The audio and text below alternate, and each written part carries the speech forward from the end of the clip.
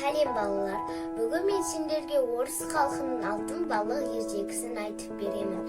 Ертеде бір шал мен кемпір өмір сүріпті. Олар ескі жер үйде тұрады.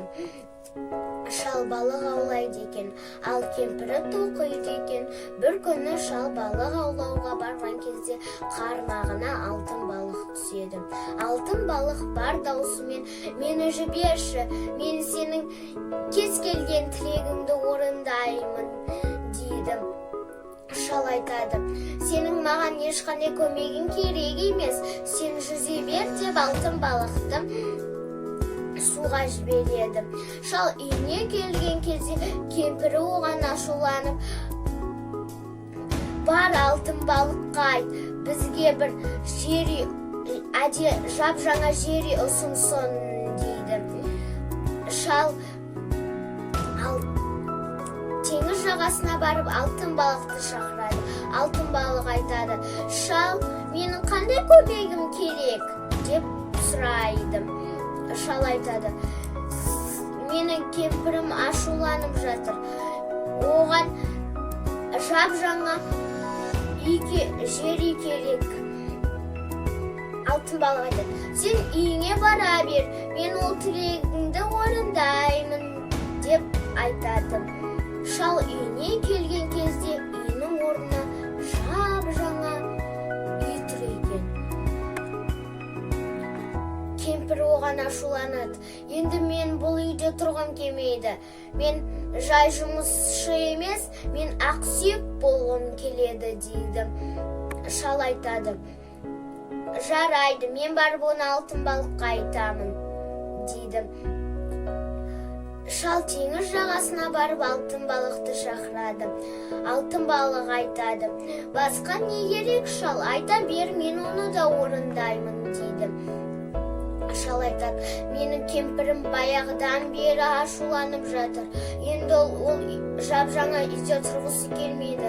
Ол ақсүйек болғысы келеді" Алтын балық айтады: "Сен бара бер, мен ол тілегіңді де орындаймын" Шал үйіне келген кезде жап-жаңа үйдің орнына кемпірі ақсүйек болып кетіпті.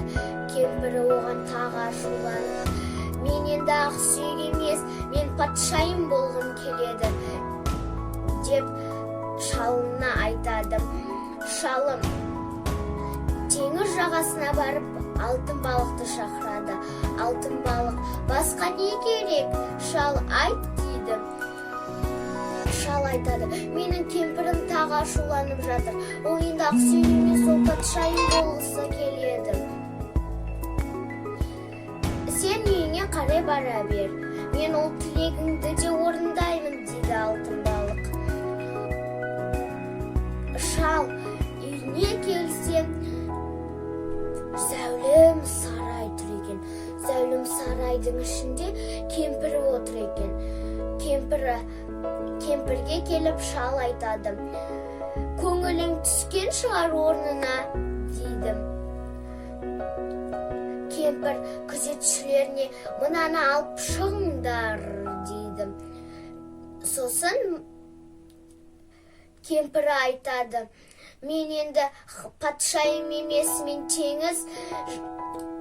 теңіз патшайымы болғым келеді.